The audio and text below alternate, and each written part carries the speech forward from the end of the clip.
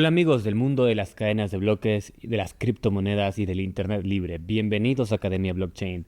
El día de hoy les traigo a un invitado muy importante. Él es Sebastián Aravena de la Cardano Foundation y estamos muy felices de tenerle acá. Bienvenido Sebastián. Muchas gracias Alejandro, gracias a ti por la invitación. Sebastián nos va a hablar de una de las cadenas de bloques más importantes. Esa es Cardano. Si no has escuchado de Cardano, eh, espero que seas recién llegado al mundo de las criptomonedas. Cardano es una de las más importantes blockchains. Ha llevado adelante mucha investigación en el mundo de la criptografía, en el mundo de la investigación científica alrededor de las cadenas de bloques.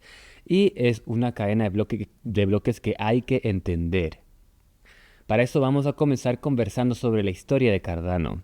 Cuéntanos, Sebastián, ¿cuándo se fundó Cardano y cómo comenzó? Bueno, Cardano empieza el año 2015 como una idea detrás de la cabeza de Charles Hoskinson, Jeremy Good y otros tantos. Jeremy y Charles eran parte del equipo fundador de Ethereum también. Y vieron la necesidad de empezar a responder al desafío del trilema blockchain. Hablamos de descentralización, escalabilidad y seguridad con una propuesta nueva que pudiese ser energéticamente más eficiente, que pudiese ser también académicamente comprobable, revisada, matemáticamente viable, y con eso presentar también una actualización a las primeras iteraciones, a las primeras generaciones blockchain. Podríamos decir que Bitcoin sería esta primera generación, después Ethereum una segunda generación, y con la llegada de Cardano en 2015 buscar responder a ese trilema con una blockchain de tercera generación. Parte como un paper, como una investigación. Creo que ese es uno de los pilares fundacionales de la red de Cardano, de la blockchain de Cardano. Pasa por revisión universitaria, criptógrafos, matemáticos, expertos en teoría de juegos. Aparece este primer paper, Ouroboros, y ya tecnológicamente empieza a correr a partir del año 2017 como una blockchain de prueba de participación, que tiene ahí algunas pequeñas diferencias con lo que propone Bitcoin como prueba de trabajo. Y, y bueno, y hasta el día de hoy, ya han pasado más de 7 años, tenemos una red segura, confiable. Hoy día justo leía más de 2.600 días ininterrumpidos de servicio, sin interrupciones, los bloques verificándose en cada época. Y, y bueno, estamos aquí para conversar un poquito de en qué estado está, me imagino. No sé si eso contextualiza tu pregunta. Sí, nos da un muy buen inicio para conversar sobre la tecnología. Y bueno, antes de entrar a hacerte todas las preguntas que quiero, porque me parece muy importante que la comunidad cripto entienda sobre Cardano. Primero quisiera comenzar con lo más esencial para las personas que tal vez no están tan cerca de la blockchain o del mundo de las criptomonedas, o que quizás llegaron con este bull run y están tratando de hacer una investigación seria. Cuéntanos, ¿qué es lo que la tecnología blockchain trae al mundo? ¿Por qué es tan importante la tecnología blockchain y qué es lo que trae de positivo la tecnología blockchain al mundo del siglo XXI? Mira, creo que es importante hacer esa separación entre criptomoneda y blockchain. Básicamente, la criptomoneda se basa en la tecnología blockchain para generar su producto, que puede ser un token o cualquier otro tipo de funcionalidad que uno puede montar en la blockchain. ¿Cuáles son los usos que puede tener una blockchain? Primero habría que entender qué es esta cadena de bloques, por algo se llama blockchain, cadena de bloques, y en esos bloques va cierta cantidad de información. Para un usuario que no tiene comprensión de la tecnología, lo más fácil, para mí por lo menos, es entenderlo como un libro contable, así como si fuese una tabla Excel, un spreadsheet de Google, es un libro contable que en vez de almacenarse en un solo lugar donde la gente accede a esa información, se almacena en distintos lugares, en una red distribuida y descentralizada. Entonces, ¿cuál es el potencial uso? ¿Cuál es la ventaja que nosotros tenemos de poner esa información, ese libro contable en la blockchain? Primero, poder tener un libro contable que sea inmutable, que yo pueda confiar en su revisión durante el tiempo. O sea, yo voy a revisar el estado de la cadena de hace 5 años atrás o hace 7 años cuando se funda la cadena, yo puedo ir a ese bloque específico y ver cuál era el estado de ese libro contable y puedo hacerle un seguimiento de manera permanente a esa cadena de bloques. Entonces, es muy útil, por ejemplo, para poner transacciones. Hoy día, si entendemos un sistema bancario de transacciones, por ejemplo, tenemos una red centralizada donde hay computadores de un banco en específico o una red de bancos. Y cuando yo te hago una transferencia a ti, Alejandro, lo que hace el banco es cambiar esos números en la tabla Excel, pero eso no está a la vista nuestra como usuario. Lo que se hace con la tecnología blockchain es poder poner esa información al ojo público, la capacidad de auditarlo y la capacidad de verificar esa información de una manera distribuida. También podría servir, por ejemplo, para auditar o para poder hacer seguimiento en cadenas de suministro. Entonces yo verifico un dato, una data específica, le ingreso a la blockchain y esa data pasa a ser inmutable y revisable para mi contraparte. Entonces yo le puedo enviar el hash público, la dirección pública a mi usuario final y decirle, mira, esta es la información que yo ingresé al libro contable y el hecho que esté montada en una blockchain verificada le da la seguridad al usuario final de que esa información es verídica. Entonces, casos de uso, hoy día ya tenemos la transacción, la transferencia de valor, que un poco eso ya lo hace Bitcoin, la posibilidad de procesar contratos inteligentes, que eso también lo hace Ethereum, y sobre eso podríamos pensar, por ejemplo, sistemas de identidad, donde se almacena la identidad de cada uno de nosotros, toda esa data que nosotros generamos constantemente, que debería ser verificable, que debería ser inmutable, ¿dónde la estamos almacenando? Hoy día los sistemas de identidad, por ejemplo, son empresas privadas que tienen toda esa información en sus propios computadores. Entonces, no está a la vista nuestra la información de esa identidad. Cadenas de suministro, yo lo mencionaba, sistemas de votaciones, por ejemplo, ahora que estaba bastante de moda la seguridad de una votación, saber que un individuo específicamente tiene una llave con la cual emite su voto y ese voto no está duplicado, que ese voto puede ser auditado por una tercera parte. Entonces, como dice un amigo y mi socio, de todas maneras estamos viendo el futuro en braille, estamos creando esta tecnología y los usos finales los estamos descubriendo a medida que vamos construyendo. Entonces, esas son como las primeras que ya están funcionando. Hay un sistema DeFi también bastante interesante, finanzas descentralizadas, pero lo que se puede construir también está en la imaginación de aquellos que decidan involucrarse con la tecnología. Excelente. Sí, muy buena explicación. El futuro en braille, me gustó eso. Mira, entonces la blockchain es una máquina de crear confianza, porque como explicó Sebastián, guarda esta tabla contable o esta información, esta base de datos en distintos puntos. Y esos puntos no tienen una jerarquía. Todos esos puntos guardan la información. De esa manera los puntos pueden confiar, los nodos pueden confiar entre sí de que todos están haciendo lo que se tiene que hacer. Tienen que estar siguiendo el protocolo para poder guardar la información a la cadena de bloques. El nodo que no respeta el protocolo no tiene el derecho a guardar la información en la cadena de bloques. Por eso podemos confiar en que la información que se guarda en la blockchain ese proceso de guardar la información se hizo respetando las reglas del smart contract, del contrato inteligente, en el caso que sea un contrato inteligente, o del protocolo en sí, en caso que sea transferencia de criptomonedas en la capa 1, por así decirlo. Bueno, ahora, quisiera que entremos un poco más en el mundo de Cardano. ¿Qué es lo que te parece que diferencia a Cardano? Primero vamos a hacer una diferenciación general. ¿Qué le diferencia a Cardano de Bitcoin? Porque sé que ahí hay una distinción en el mecanismo de consenso, Proof of Work, Proof of Stake. Y luego quisiera conversar sobre qué le diferencia a Cardano dentro del mundo de Proof of Stake. Bueno, creo que la diferencia fundamental, básica, es el tipo de protocolo. Cuando hablamos de Bitcoin, hablamos de un protocolo Proof of Work, es decir, para poder validar un bloque y confirmar que toda esta información que me llega es correcta, yo necesito procesar poder de cómputo, poner poder de cómputo a la cadena, resolver un problema matemático extremadamente difícil, ganar la competencia de un bloque y con esa información agregar un nuevo paso a la cadena.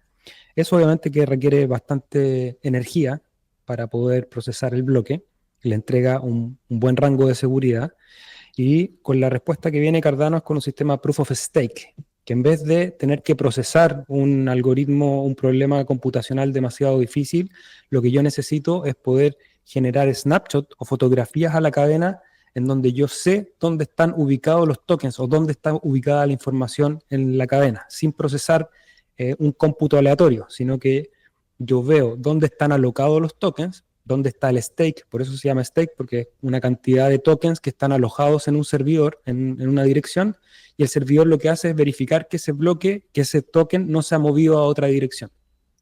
Entonces va actualizando ese libro contable con un protocolo que lo que hace es darle mayor prioridad al servidor que tiene más voto de stake. Y eso a través de un sistema de verificación basado en la suerte, en la teoría de juegos. Entonces hay un estudio matemático por qué esto sirve.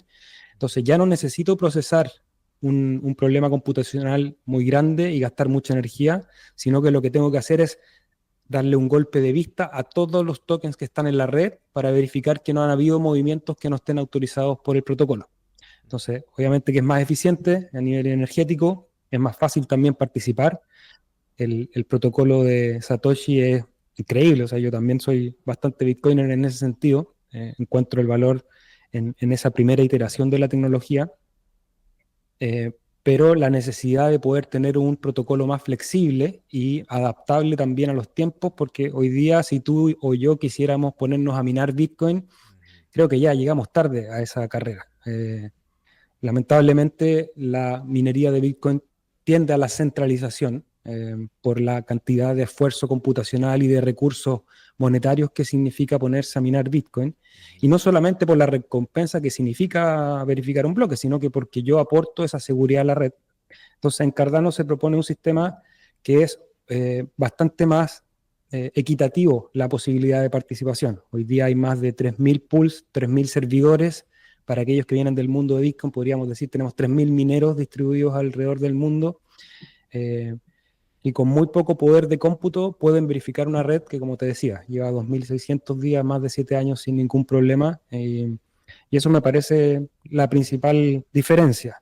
Ahora, Sí, podríamos hay ahondar algunas en cosas que diferentes. mencionaste ahí Cuéntame. que seguramente tengo que pedirte que elabores un poco más, porque hay algunas aseveraciones que acabas de hacer que son, por decirlo menos, polémicas. Pero antes, creo que tal vez para las personas que se quedaron un poco en el aire con esto del snapshot, que hablaste sobre esta diferencia entre proof of work, proof of stake, quisiera ir un paso más atrás solamente para explicarles algo esencial sobre los mecanismos de consenso. Lo que pasa es que cuando tú tienes un proof of work, las personas que participan en el protocolo lo que están poniendo sobre la mesa es la energía que consiguieron para poder minar ese bloque. Entonces ellos ponen sobre la mesa eso y como tienen eso sobre la mesa porque ya gastaron la energía, tienen un incentivo a portarse bien. ¿Ya? Entonces eso que se llama el stake. El stake, en el caso de un proof of stake, es dinero, directamente tokens, que tú pones sobre la mesa. Y si es que te portas mal, por así decirlo, si es que eh, tu nodo tiene errores, entonces pierdes ese stake. En el caso de Proof of Work, pierdes lo que ya invertiste minando esa criptomoneda, tratando de solucionar el Proof of Work. Las dos formas de llegar a un mecanismo de consenso son totalmente válidas. Lo importante es que los actores tengan una participación que están arriesgando. Y cuando arriesgan algo, tienen una forma de meterse en esta teoría de juegos, que es un balancear incentivos.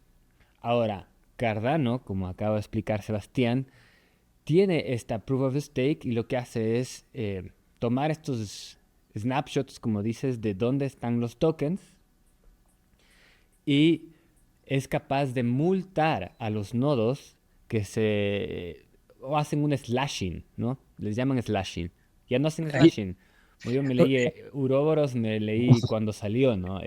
Pero si tú puedes elaborar de una manera más detallada esto que voy a decir, es mucho mejor, ¿no? ¿Cómo funciona el sistema de incentivos en Cardano? ¿Cómo funciona? ¿Qué es lo que pasa cuando un nodo escribe mal las transacciones en la cadena de bloques o deja pasar una transacción doble. ¿Qué es lo que sucede? Sí, qué bueno que lleguemos a esas minucias, porque hay veces que en esas minucias están las diferencias de los protocolos. En el caso de Cardano no hay un sistema de slashing, no hay ninguna penalización Ujú. en el caso de que un actor malicioso pueda interferir en la cadena. Ahí sería bueno, y aprovecho de hacer un paréntesis, que uno pudiese estudiar el problema de los generales bizantinos, que al final es la base teórica para todo esto que estamos hablando y cómo se desarrolla una criptografía que nos permita mantener esa seguridad. Y ahí la Cardano Academy creo que puede ser un buen punto de partida para los oyentes de este podcast, que es un proyecto de la fundación. Pero bueno, no hay slashing, No hay entonces slash. no hay una penalización. ¿Qué es lo que puede pasar si tú eres un mal actor y tratas de verificar un bloque de manera errónea? Tú no recibes las recompensas. Entonces, al no recibir las recompensas, tú pierdes el incentivo de ser un actor malicioso porque no tienes dónde sacar beneficio de tu mal comportamiento.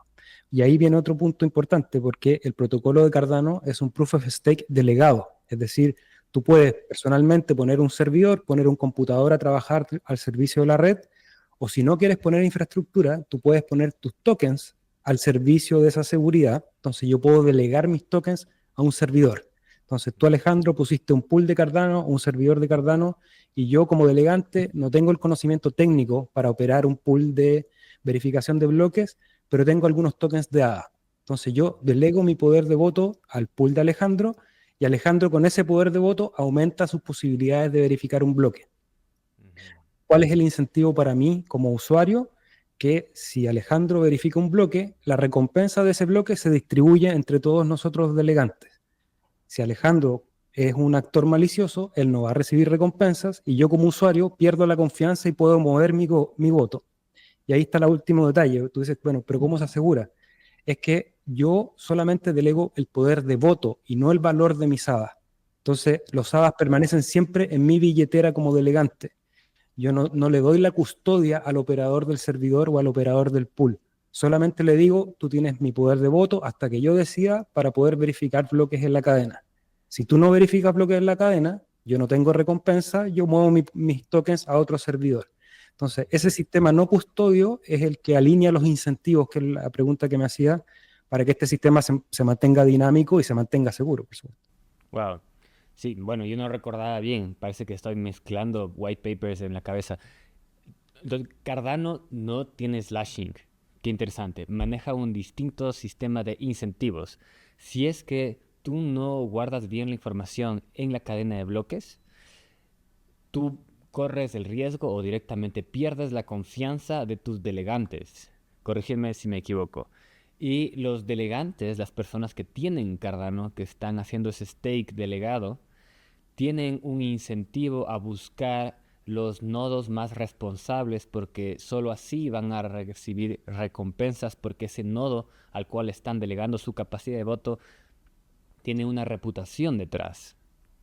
Efectivamente. Es un sistema de reputación, un sistema político de reputación. Sí, Perfecto. podríamos llamarlo así. Sí, para que tengamos una idea, en Ethereum sí hay slashing. En Ethereum, si es que tú tienes un nodo que ha escrito mal sobre la cadena de bloques, Ethereum te puede poner una multa y te puede quitar algo de ese stake. Son sistemas de incentivos que no necesariamente hay uno que es mejor que otro, puede que sea, podemos argumentar sobre eso. A mí lo importante me parece que es que tengamos la capacidad de probar los distintos sistemas de incentivos en el mundo blockchain y luego el tiempo dirá cuál es mejor. ¿Qué tal este Delegated Proof of Stake de Cardano? Bueno, hay algo importante sobre Ouroboros que también quisiera hablar. Hablaste sobre las épocas en algún punto, que también es algo distintivo de Cardano. Y cuéntanos, ¿qué son las épocas? Mm. Bueno, alguien dice que es importante referirse a la blockchain como un reloj, como un sistema de tiempo. Primero, ahí podríamos filosofar obviamente en cuál es el sistema o el protocolo de tiempo que usamos como seres humanos, y tenemos el reloj con las horas y los usos horarios, pero ese es un protocolo, es un acuerdo entre todos nosotros para poder determinar el tiempo. En el caso de la blockchain es más o menos lo mismo porque lo que necesitamos son rangos de tiempo para poder mirar este libro contable y verificar que se van actualizando paso a paso. Para los que están más familiarizados con Bitcoin tenemos un bloque cada 20 minutos donde hay una mempool, ingresan todas las transacciones a esa mempool, que es este bus, digamos, entendámoslo así, entran todos al bus y una vez que se verifica el bloque, el bus sale y se instala en el libro contable. Eso ocurre cada 20 minutos aproximadamente. En el caso de Ouroboros y el protocolo de Cardano, buscando también la escalabilidad y la programabilidad de esta red, de que pueda servir para otras cosas, más que simplemente transferir tokens de un punto a otro, se busca que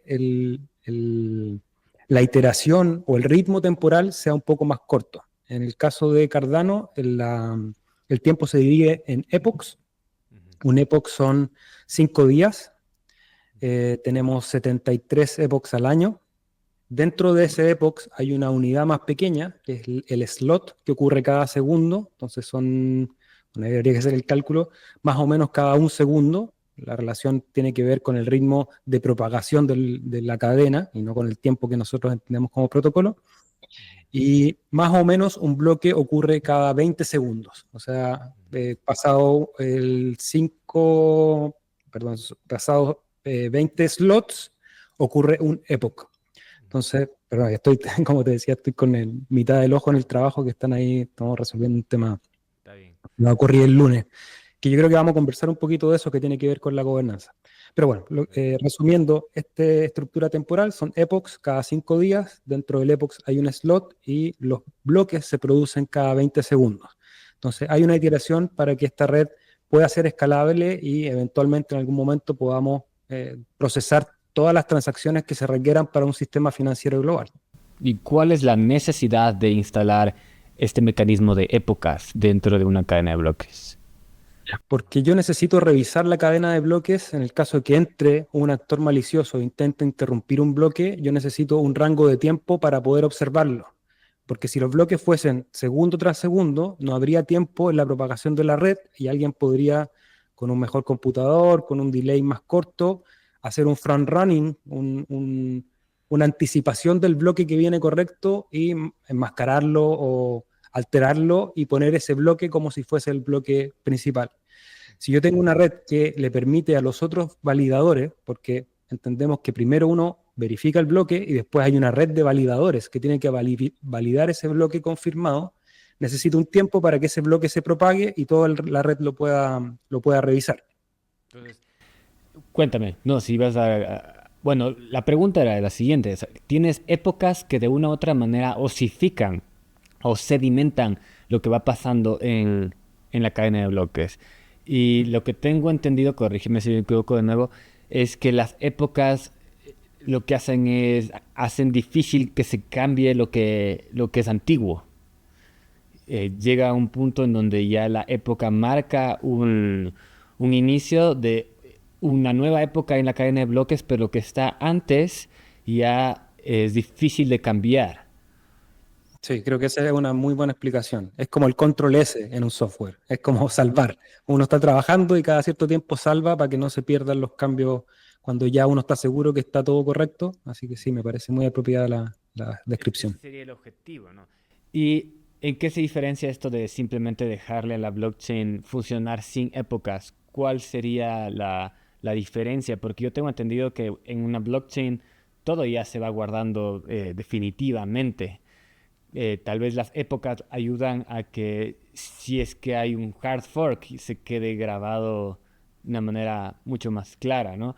Pero ¿por qué la necesidad de las épocas, digamos, cómo se instauran las épocas? ¿Quién lleva ese récord de cuáles son las épocas? Supongo que lo hacen de manera descentralizada, pero me queda o me suena a una necesidad de centralización. Corrígeme, creo que me estoy equivocando y justamente para eso te estoy dando como abiertamente el campo para que me corrijas, pero habrá quienes señalan a las épocas como una fuente de centralización. Yo diría que es al contrario, es poder definir un protocolo que permita que cualquiera que interactúe con la cadena pueda ceñirse a ese reloj. Y por eso hago la referencia con el reloj. Una vez que ya nos pusimos de acuerdo en la hora, yo te puedo decir, Alejandro, juntémonos hoy día a la 1 UTC y todos entendemos cuál es ese protocolo y somos capaces de llegar a la 1 UTC al mismo lugar digitalmente, por ejemplo, incluso estando en lugares separados en el mundo. Entonces, en el caso de la blockchain es lo mismo, necesitamos un reloj para que todos sepamos hasta qué momento tenemos para verificar ese bloque y en qué momento tenemos que empezar a verificar el bloque siguiente. Entonces, yo creo que esa es la estructura. Uno podría profundizar más en cuál es la lógica matemática de este reloj, digamos. Es algo que yo no lo manejo, no soy un experto criptográfico, pero es un poco la traducción de lo que uno, a medida que va escuchando a los criptógrafos, va traduciendo al público general y después es la usabilidad. Al final creo que ese como punto de entrada para un usuario, uno dice, ya, ok, todo esto es de los epochs, pero ¿cómo yo lo sé como usuario? En el caso de Cardano, por ejemplo, que está este sistema de incentivos, yo cada 5 días recibo mi recompensa por el stake que yo he puesto en algún pool. O si yo tengo un pool, un servidor, cada 5 días yo recibo las recompensas por los bloques que he verificado. Entonces, es un tiempo que le da un pulso a la red y eso permite coordinar, al final eso es lo que hace un reloj, es coordinar a la red para que descentralizadamente pueda funcionar. Si uno lo ve como una herramienta de centralización, o sea, claro, centraliza el protocolo es lo único que nos une, pero el resto, tú puedes estar en un lugar distinto, puedes operar infraestructura distinta, puedes tener tu nodo en la nube o puedes tener tu computadora en la casa. Lo único que nos une es el protocolo, es el software que instalamos. Sí, tal vez alguien que no se ha acercado al protocolo diría que se necesita alguien central o un nodo central que esté dictando las épocas. Y, y ahí, por lo menos cuando salió Uroboros se plantearon las epochs, me acuerdo en su momento que esa fue la crítica. Como, ¿quién plantea, quién dice qué época estamos? Para que alguien, para que los nodos sepan en qué época estamos, tiene que haber un nodo central que esté diciendo esta es la época. Pero claro, eso es erróneo. No, es interesante porque, y me vuelve a gustar el ejemplo con el reloj. En algún momento alguien propuso el sistema de tiempo que usamos hoy en día y fue una propuesta centralizada y todos después las empezamos a adoptar hasta que hoy día no hay un reloj central, entre comillas. No hay algo, no hay alguien, una autoridad que diga esta es la hora, sino que es un protocolo que todos entendemos. En el caso de la blockchain, ahí habría que entender también cómo funcionan las redes, porque tenemos redes centralizadas, redes distribuidas, redes descentralizadas, redes federadas también entre medio. Entonces, una red que puede partir, en el caso de Cardano, parte como una red centralizada, es decir, un software que se instala en un computador y que empieza a propagar información, después se transforma en una red federada en que algunos nodos ya yo puedo coordinar con el nodo de Alejandro y el mío, ok, entre nosotros conversamos y empezamos a validar los bloques. Después se suma otro nodo, pero cuando decimos federado, es que tú necesitas una suerte de permiso para entrar a esta red y verificar mis bloques. Tú me tienes que decir, yo quiero poner un servidor, yo te tengo que autorizar a poner el servidor para verificar este reloj, esta blockchain. Después, eso transiciona en un proceso gradual a la era de Shelley, y ahí podemos entrar un poco a los roadmap o al camino que ha hecho Cardano para estar donde está hoy, en que cada vez más cantidad de bloques son verificados por otros actores de la cadena que no era la primera red federada, y ahí empieza una red distribuida. Eso comienza el año 2017 con la red de pruebas incentivadas en que cualquier persona podía montar su servidor, conectarse a la red y empezar a verificar bloques sin pedirle permiso a nadie. Eso llega hasta el 100% el año 2018, si no me equivoco, o tardíamente el año 2017, no me acuerdo bien la fecha, en que hoy en día todos los bloques son verificados de manera descentralizada. No hay una red federada, nadie tiene que pedir permiso, simplemente yo tengo que instalar el software en mi computador, que es el software del protocolo, seguir algunos lineamientos que el protocolo me pide y pongo mi computadora a trabajar a la red y eventualmente podría llegar a verificar un bloque y obtener esa recompensa.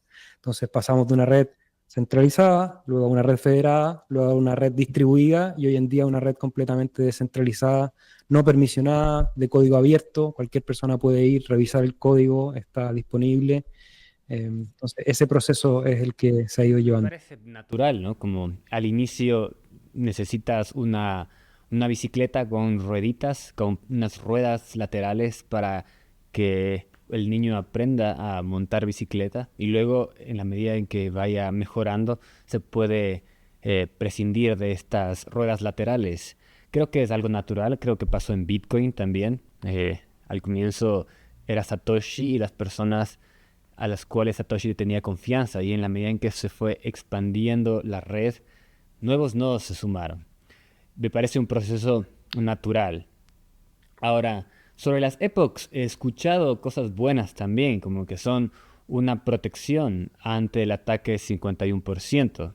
¿Qué opinas tú al respecto? Porque si tú tienes épocas que están grabando el estado de la blockchain cada cierto tiempo, un ataque del 51% no puede resetear todas las épocas. Yo tengo entendido que de una u otra manera están osificadas las épocas que han pasado. Y si es que se da un ataque al 51%, el resto de la red podría retomar la blockchain a partir de X época.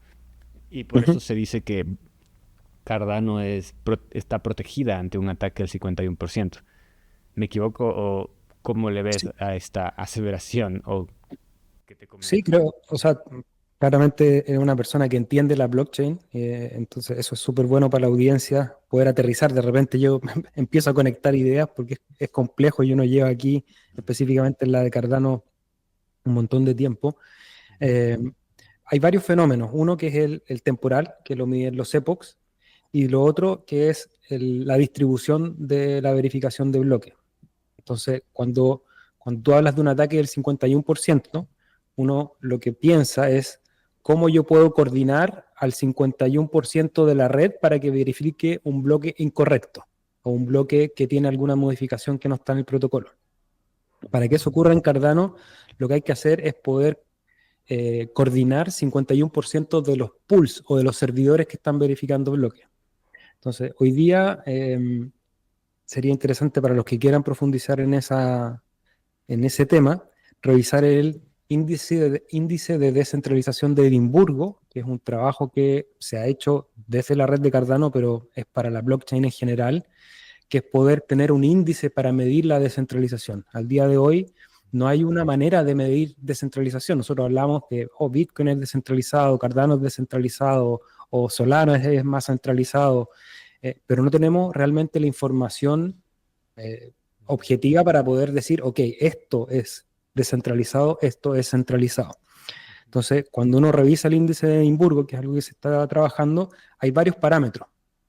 Uno, por ejemplo, es el del 51% y es la cantidad de entidades que se tendrían que coordinar para que el ataque de 51% ocurriría. Entonces, ahí es donde están los pools o esta red distribuida de nodos que básicamente ya Tendrían está, que influenciar o infiltrar 3000 pools. claro, tendrían que infiltrar 1500 un pool, por decirlo de alguna manera. Ajá. Y dentro de la realidad de hoy, veía hace poco las dos redes más descentralizadas en este momento son Cardano y Polkadot en la verificación de bloques. Si vemos, si vemos Bitcoin, por ejemplo, Bitcoin tiene un riesgo bastante alto del ataque del 51% por la cantidad de mineros que verifican bloques. No tengo el número a la mano, pero ustedes lo pueden revisar, por supuesto, y los invito, parte de este ecosistema es no crean en nada de lo que yo les digo, ni ninguna entidad que supuestamente es la oficial. Vayan ustedes y verifíquenlo, creo que eso es fundamental. Pueden seguir Academia Blockchain porque acá reportamos como F2Pool hizo lo que quiso con un bloque. F2Pool es una piscina de minería de Bitcoin y ya hizo lo que quiso con un bloque. Entonces eso es peligroso. La centralización en las pools de minería es algo que hay que tener en la mira, porque puede que tengas muchos mineros y todos esos mineros delegan su capacidad de minado a un pool de minería. Ese pool de minería tiene mucho poder. Y en Bitcoin esa es la situación.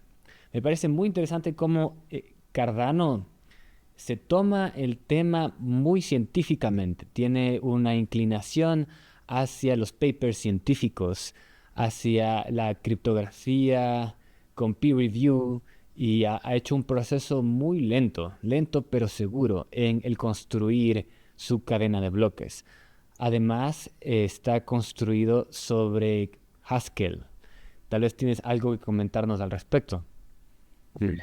Sí, bueno, parte de la narrativa, creo, de Cardano es ir despacio, ir lento y con este approach académico en que cada proceso de actualización de la red o de propuestas de cambio en el protocolo pasan primero por la investigación y por la revisión de pares. La revisión de pares es un protocolo que funciona en las universidades desde que son universidades. Básicamente yo vengo con una idea, la transformo en un white paper y en vez de lanzarlo al público, primero la lanzo a todos mis pares. Por ejemplo, criptógrafos o expertos en finanzas o expertos en teoría de juego. Le pido, revisen este protocolo, estas ideas o estos cambios en el protocolo. Ellos seguramente me van a dar input y una vez que ese paper está revisado, pasa a la etapa de código, de programación, para poder desarrollar el software. Eso es parte de la filosofía de Cardano desde un comienzo. Creo que la ha puesto en un lugar de seguridad cuando hablamos de este trilema de seguridad, descentralización y escalación. En el ítem de seguridad le da la robustez que hoy día está demostrado en el funcionamiento de Cardano. O sea, Cardano, época a época, sigue verificando bloques, actualización tras actualización, no hay fallas en el protocolo, no hay pérdidas de tokens, no han habido hackeos en la capa 1. Entonces, toda esa verificación académica creo que le ha hecho bastante bien. Mucha gente dice que es lento y por eso hablo de la narrativa. Y por supuesto yo voy a ser súper sesgado en mi opinión porque trabajo en Cardano desde hace un montón de años, pero yo veo lo que están haciendo las otras blockchains y veo el estado actual de la cadena de Cardano, si bien a lo mejor con poco volumen o con algunas cosas que a uno le gustaría que fuesen mejor, pero a nivel de tecnología estamos a la vanguardia de una tecnología de vanguardia. Y ahí tú pusiste un poquito los paños fríos al principio, pero yo creo que el protocolo de Proof of Stake y, el sistema de staking delegado es el mejor que hay en el, en el ecosistema cripto. No tengo que bloquear mis tokens, el límite, la barrera de entrada es bastante asequible, entonces eso promueve la descentralización. Entonces, creo que ese es el approach que le da la academia a una red como la de Cardano y no sé si comparto pantalla o te comparto el link mejor para que tú se lo compartas a los oyentes, que es el repositorio de papers. En este momento hay más de 200 papers académicos que están alojados en el repositorio Sí. de IOHK y ahí pueden revisar todos los protocolos. Cuando, por ejemplo, siempre preguntan, oye, pero ¿qué va a pasar con la amenaza cuántica, cuando lleguen los programas cuánticos? ¿Qué va a pasar con la criptografía de todas estas blockchains? Bueno, ya en Cardano se está desarrollando un paper de investigación para poder entender primero la matemática que hay detrás y llegar con una solución en el momento que se requiera. Sí, sí. Bueno, de nuevo, dijiste algo ahí que es polémico y que sin duda hay que meter la mano en la llaga en en esa idea. Pero antes le dejé colgado el tema de Haskell. Haskell o Plutus, que el uno deriva del otro, son lenguajes de programación funcionales que en términos de programación son mucho más seguros. De alguna manera, tú programas para que si es que falla el código que estás programando, te falle antes de enviarlo al servidor, porque te enteras de los errores en ese lenguaje de programación. No se te pueden pasar los errores si es que haces bien las cosas. Entonces, una capa de seguridad más el que esté desarrollado en Plutus. Plutus es, ¿no es cierto? Haskell y Claro, Plutus. Y eso es de las primeras cosas que me atrajo de Cardano. También la voluntad de Charles Hoskinson de hacer las cosas muy minuciosamente y con peer review y con toda el bagaje académico de la criptografía y la matemática. Se ha tomado su tiempo Cardano y avanza lento pero avanza seguro. Ahora, antes de entrar a que nos comentes qué es lo que está sucediendo sobre la cadena de bloques de Cardano, qué es lo más interesante que pasa en ese mundo, en esa dimensión que es Cardano, dijimos que es más centralizado el proof of work. Esa es una aseveración que te van a caer todos los fans de Bitcoin en este instante, todos los fans de Monero, incluso de Bitcoin Cash. ¿Por qué es más centralizado proof of work? ¿Por qué es más descentralizado el delegated proof of stake de Cardano? Te voy a poner la clásica línea de argumentación que te dice un Bitcoin Maximi. Te dice, hey, proof of stake, lo que pasa con proof of stake es que los que tienen más stake ganan más. Y como ganan más, entonces en el futuro van a poder tener más stake aún. Y eso va a generar que sea más centralizada la red. ¿Tú cómo puedes responder a eso? Eh, Bueno, primero espero no haber dicho estrictamente que el Proof of Work como protocolo es más centralizado que el Proof of Stake, porque ambos son protocolos y la aplicación de ese protocolo va a definir cuán descentralizados o centralizados son. Mi comentario específico iba por la centralización de la verificación de bloques en Bitcoin en relación a la verificación de bloques en una red como la de Cardano, que es Proof of Stake. Entonces, para hacer la diferencia, no me quiero ganar enemigos entre los Bitcoiners, todo lo contrario.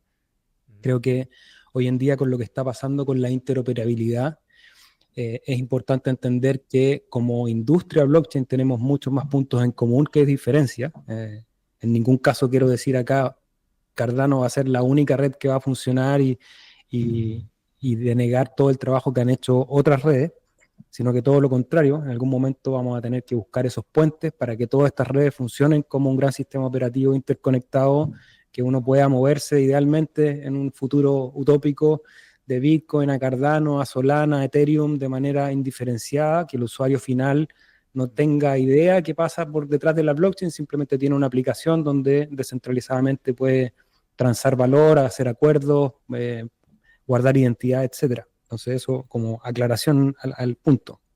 Perfecto. Ahora creo que las barreras de entrada para poder poner infraestructura, por ejemplo, son claves. Cuando yo permito que una persona en África, por ejemplo, tenga la posibilidad de participar en el protocolo, ya estoy mejorando la descentralización, porque descentralización, y ahí vuelvo al índice de Edimburgo, no solo es la verificación de bloques, sino que también es buscar dónde hay un potencial único punto de fallo. Entonces, para que no tengamos un único punto de fallo en esta red y que pueda permanecer online 24/7, necesitamos que también los nodos estén distribuidos regionalmente, que estén distribuidos socialmente también. O sea, que cualquier persona pueda decidir participar, ya sea una empresa, una gran entidad, pero que un individuo en su casa tenga la competencia de decir, ok, si yo remo fuerte, puedo competir con estas grandes empresas que están poniendo sus nuevos validadores. Entonces, ahí Sí. para hacer una aclaración.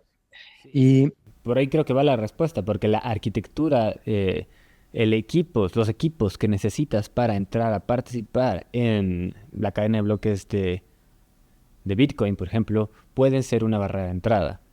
Y eso, si es que le sumas toda la voluntad política de dejarte importar o no importar ASICs, ya tienes un problema serio de barreras de entrada.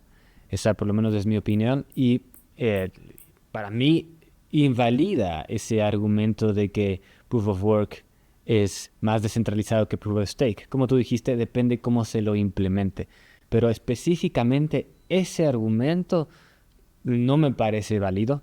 Me parece que Proof of Stake como Proof of Work, los dos tienen su potencial de ser descentralizados si es que manejan bien el tema de las barreras de entrada. Ahora, la diferencia entre Proof of Stake y Delegated Proof of Stake.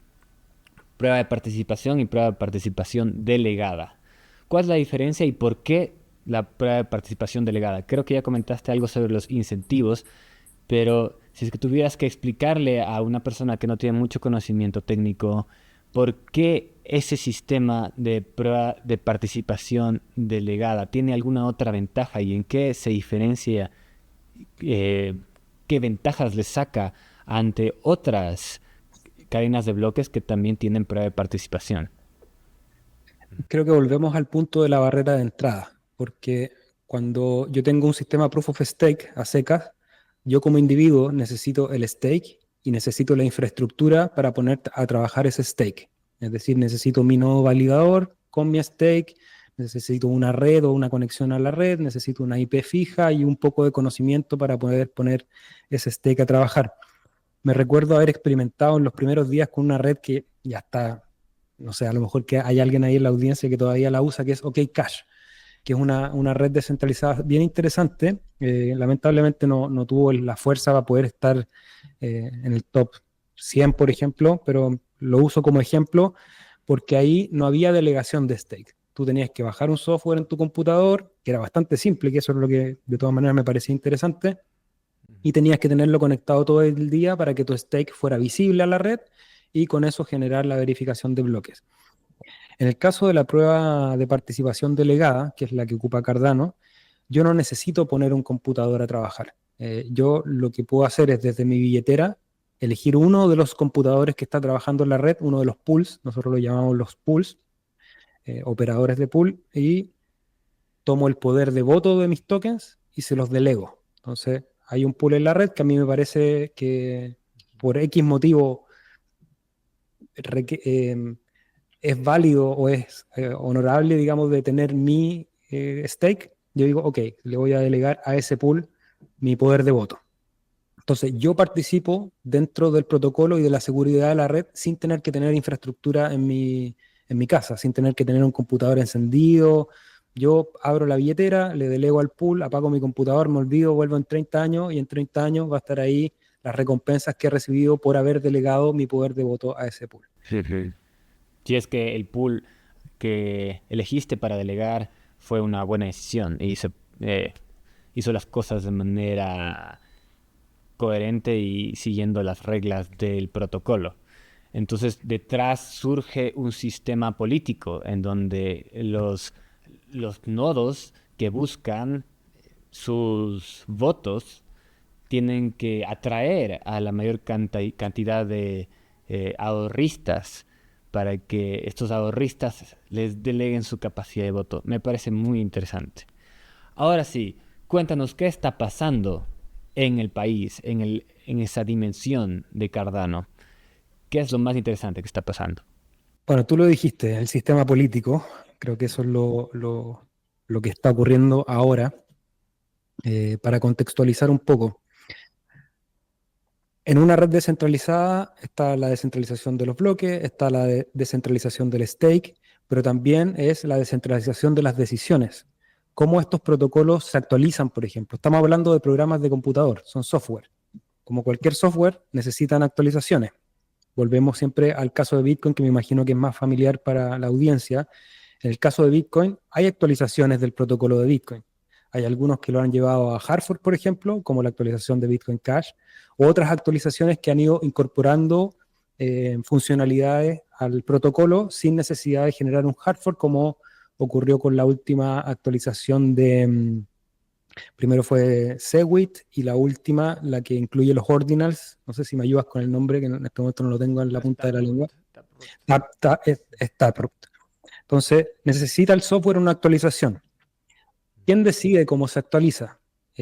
Una decisión que es como funciona hasta el día de hoy el protocolo de Cardano, es que los operadores de pool, una vez que se propone una actualización, ellos deciden si instalarla o no. Ahora, a diferencia de Bitcoin, por ejemplo, en Cardano, ¿no? A mí me gusta llamarlo el soft fork, no es un hard fork, porque hay una herramienta dentro del protocolo que se llama el Hard Fork Combinator, que lo que hace es alinear el resultado de la actualización de los nodos y la actualización ocurre en un momento en un epoch, de un epoch a otro. Entonces, no ocurre una bifurcación de la cadena como ocurre en Bitcoin.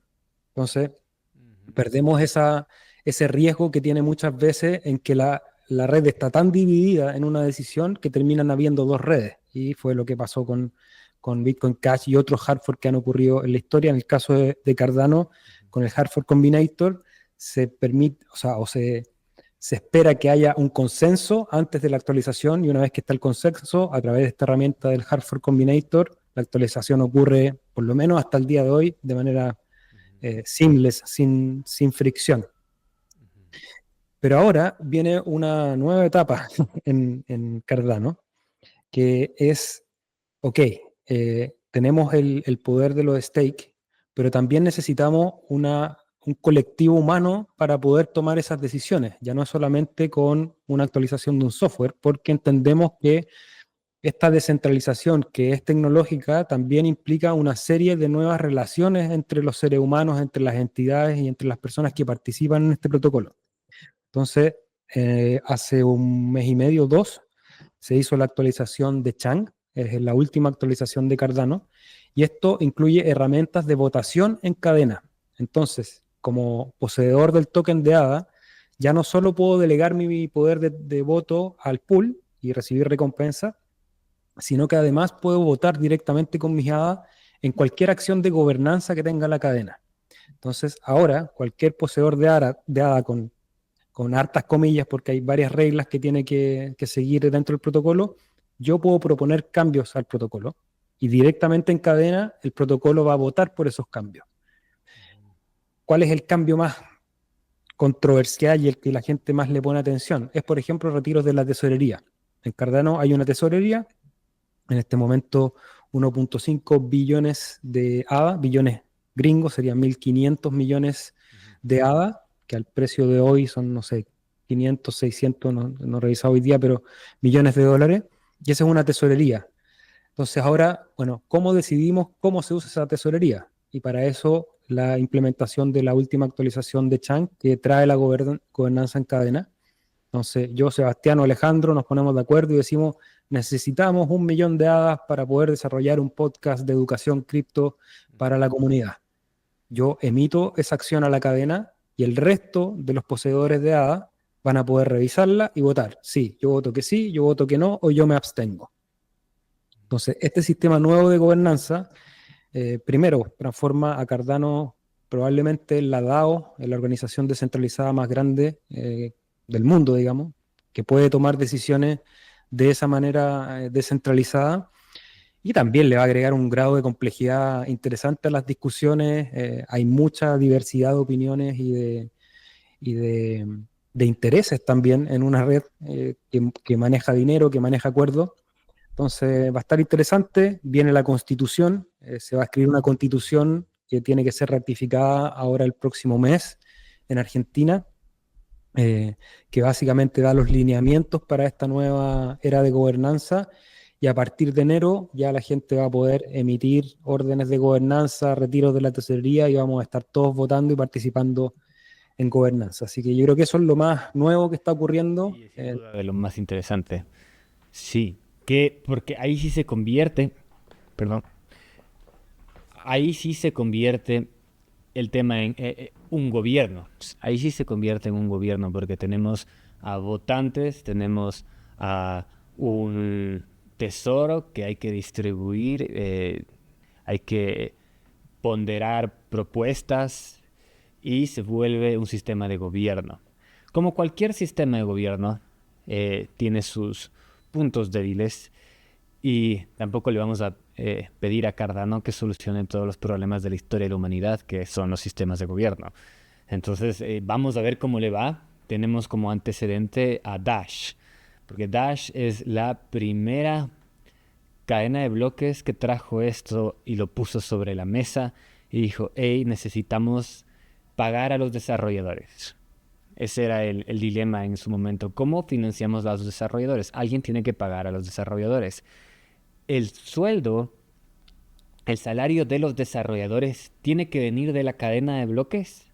Si es que no viene de la cadena de bloques, entonces habría que averiguar quién está financiando a los desarrolladores, porque no son eh, frailes altruistas que van a desarrollar gratuitamente el protocolo, alguien tiene que pagarles.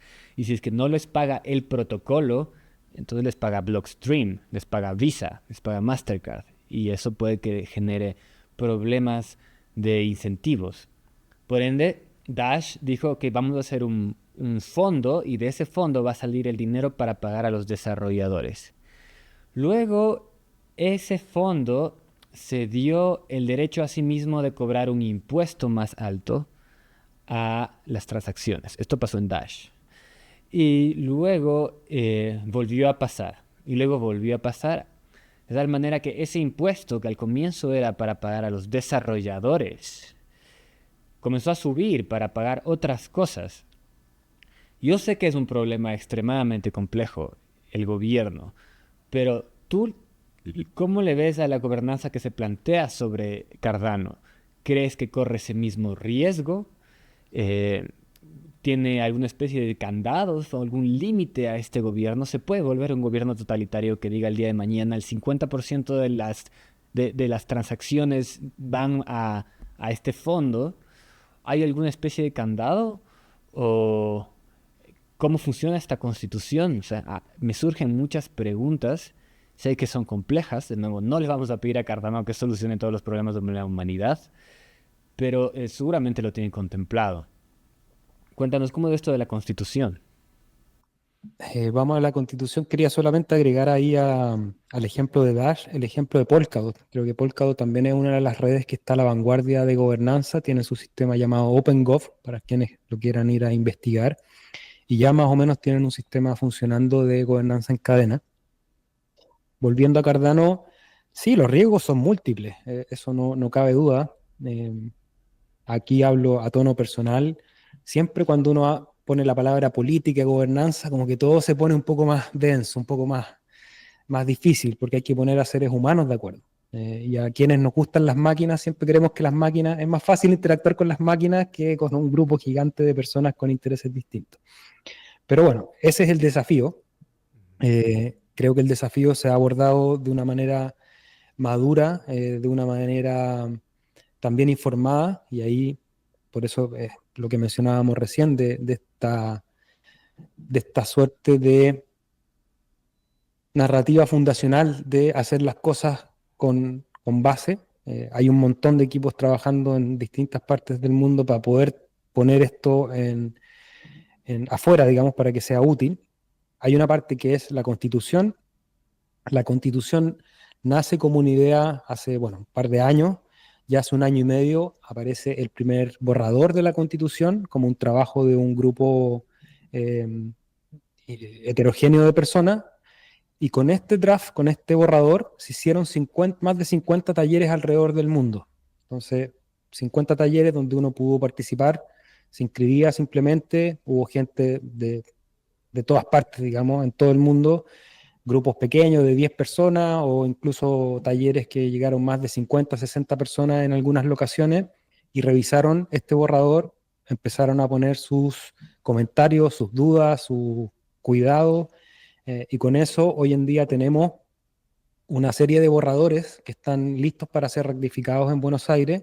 Estamos en la última etapa de refinamiento de, es que esta palabra puede tener una implicancia legal en tal jurisdicción, entonces ojos muy afinados. Ahí también entender cuál es la estructura actual de la red de Cardano creo que es importante. Por una parte está la Fundación Cardano, que es una fundación sin fines de lucro que está basada en Suiza, que tiene como objetivo velar por el cuidado, la sustentabilidad y el impacto a largo plazo de la red. Hay otras dos empresas, una en Estados Unidos, que es IOG, que básicamente desarrolla el código, las que están detrás de la ingeniería de la red. Emurgo, que está en Japón, en Asia, con la misión un poco más comercial de la red, de generar alianzas, acuerdos. Y tenemos ya dos organizaciones basadas en miembros. Una de ellas es Intersect. Cualquier persona que quiera participar en Intersect va a la página de Intersect MBO, se inscribe como parte de esta organización descentralizada, que también es una de las aristas de este sistema de gobernanza. Y finalmente está Pragma, que es una organización enfocada principalmente en el código abierto. También son organizaciones descentralizadas, abiertas, que uno simplemente va, se registra y busca en algún lugar donde participar, porque al final, cuando hablamos de redes descentralizadas, la invitación es, a ti te interesa, ven, participa, hay grupos de trabajo, hay discusiones, o puede ser de la parte técnica, parte comunicacional, parte ahora de gobernanza. Entonces, bueno, se está diseñando con esa estructura esta constitución. La constitución plantea 4 cuerpos de gobierno, eh, son, y ahí es donde tú me preguntas del candado. Bueno, distribución de poderes, esto no lo estamos inventando nosotros, sino que es un poco la gobernanza que hemos tratado de hacer durante miles de años como seres humanos, Desde tratar de que Pinochet sea. hasta Thomas Jefferson. Exacto, es una Perfecto. iteración más, es una iteración más que busca al menos mejorar algunos de los ítems. Entonces, ¿cuáles son los principales candados o los cuidados para que esto no se rompa una vez que se descentralice? Primero, los 4 cuerpos de gobierno, están los SPO, siguen siendo un rol importante, las personas que operan infraestructura tienen poder de decisión. Apareció una nueva figura que es el DREP o Delegated Representative, delegate representativo, que básicamente es el rol de un político. Entonces, por ejemplo, tú quieres votar pero no sabes del tema en el que hay que votar. Por ejemplo, mañana hay una votación, queremos cambiar el parámetro K para que haya mayor cantidad de pools verificando bloques. Oye, pero es que yo no entiendo nada de matemática del parámetro K, pero yo sé que Alejandro está muy informado, entonces yo le delego, él es un DREP, le delego mi voto para que él tome decisiones en ese aspecto. Entonces empieza una democracia que es más líquida, porque yo te puedo delegar el voto, pero mañana, en el siguiente época, se lo puedo delegar a otra persona. Entonces eso va a ir balanceando las fuerzas de la red. Entonces tenemos los SPO, tenemos los DREP, está el Comité Constitucional, es un comité compuesto en este momento por 7 entidades, que están las 4 que te mencioné, más otras 3 entidades de la comunidad, el Concilio de Japón, el Comité de la Confederación del Este y la Confederación del Oeste se llama, que básicamente son grupos humanos que se ponen de acuerdo para representar a estas entidades. Y lo que hace el Comité Constitucional es velar para que todas las acciones que entran a la cadena estén de acuerdo con la Constitución, que es lo que estamos escribiendo ahora. Y después pasan a la votación de los DREPs y de los SPO.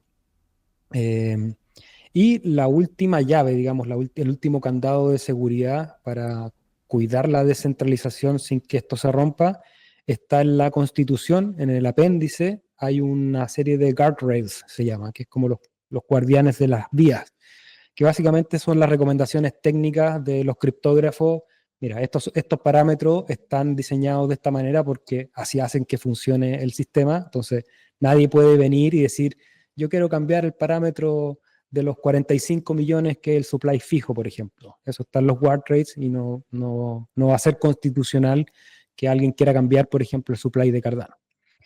Espero haberlo resumido, es más complejo de lo que yo puedo hablar aquí, tampoco soy el experto de la gobernanza, así que también tómenme con pinzas y hagan la propia investigación, pero ojalá que haya sido más o menos claro. Comentada sobre la gobernanza. Y sin duda la gobernanza es lo más interesante que está pasando sobre Cardano. La gobernanza trae dilemas filosóficos, creo que nos da una oportunidad para volver a analizar nuestros sistemas de gobernanza, los países que nos tienen como nos tienen, ¿no? Esos sistemas políticos que ya parece que están en decadencia, o están entrando en una etapa de podredumbre final. Pero estos sistemas informáticos nos dan otra oportunidad de reevaluar la política, de reevaluar el sistema constitucional y de plantear un sistema paralelo, un sistema descentralizado. Entonces, si tenemos una oportunidad como humanidad para arreglar nuestro sistema político, sin duda tiene que ser rebasándole al sistema político con la tecnología. Creo que nuestros ojos tienen que estar fijos en la tecnología, no en la cara de perro que tiene la coin, sino en cómo funciona esa cadena de bloques, cómo funciona esa tecnología y por qué dicen las personas que saben que esa tecnología tiene una capacidad liberadora, tiene ese potencial de rebasar al Estado y de regular las relaciones humanas de una manera P2P, punto a punto. ¿Cómo funcionaría eso? Bueno, hay que investigar sobre cómo funciona la tecnología y por eso tenemos aquí a Sebastián de la Fundación de Cardano, que nos trae ese conocimiento. Ahora, haciendo a un lado el tema de la gobernanza, ¿qué otras cosas están pasando sobre Cardano?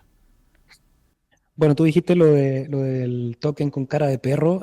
Tenemos memes en Cardano para quienes estén buscando memes. También hay memes.